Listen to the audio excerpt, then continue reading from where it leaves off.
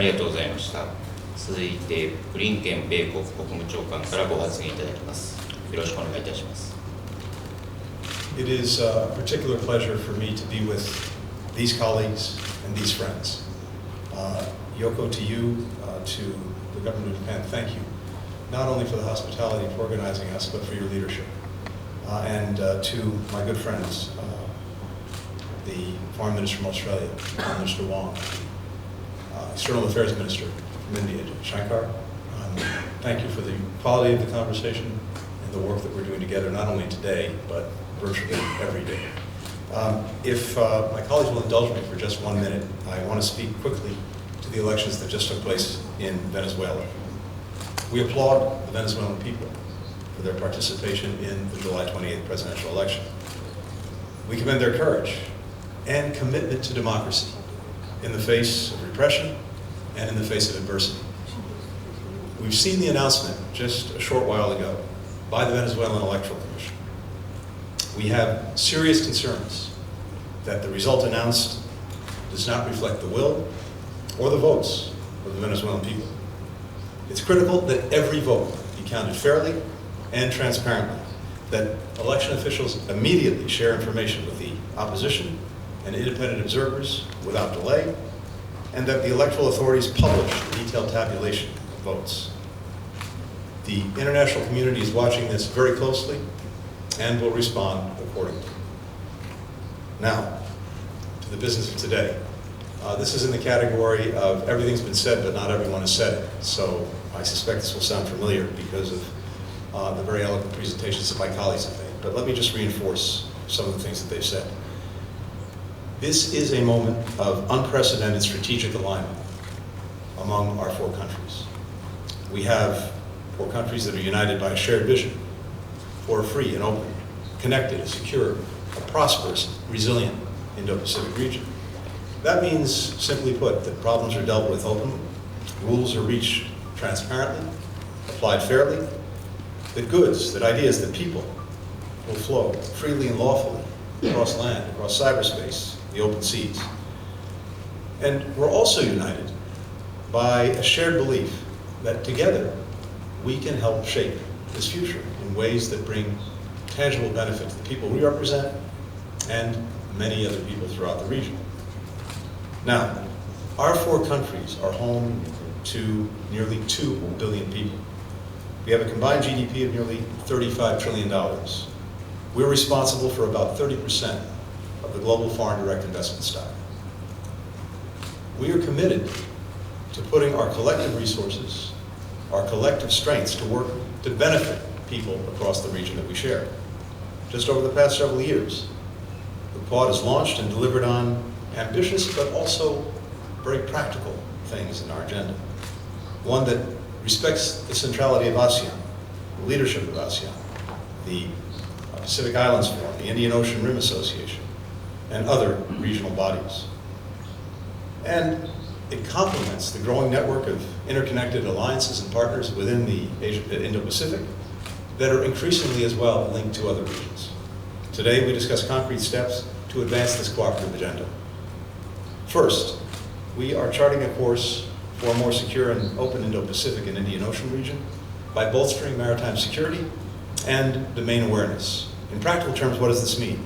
It means strengthening the capacity of partners across the region to know what's happening in their own waters. 2 years ago, we launched the Indo-Pacific Partnership for Maritime Domain Awareness, bringing cutting-edge technology like signal location data and satellite technology to countries all across the region. These capabilities, for example, help countries crack down on illegal, unregulated, unreported fishing. They help them predict natural disasters. They help them mitigate the effects of climate change. They help them enforce borders. And we agreed to extend this partnership to the Indian Ocean via India's Information Fusion Center. We continue to work with partners to ensure that freedom of navigation, overflight, the unimpeded flow of lawful maritime commerce, that these continue to go forward. They are critical to the region's security. They're critical to its ongoing prosperity.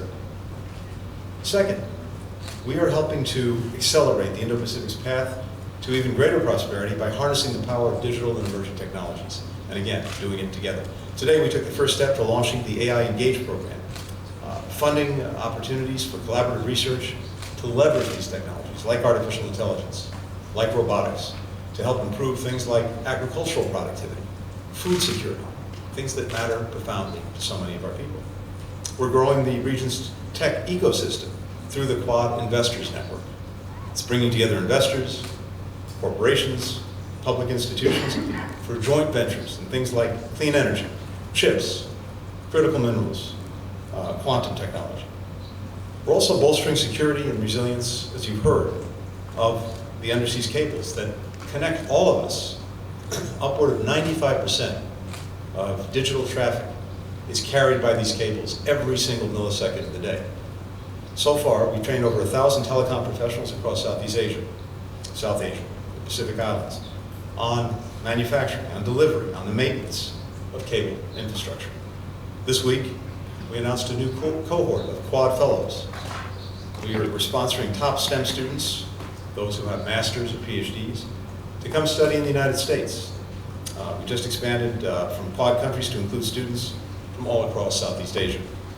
Third, we're deepening our collaboration on humanitarian assistance and disaster relief. This cooperation laid the groundwork to send some $5 million to Papua New Guinea after the landslides this spring. We're working to finalize a response mechanism to make coordination even more effective and immediate to deal with future disasters.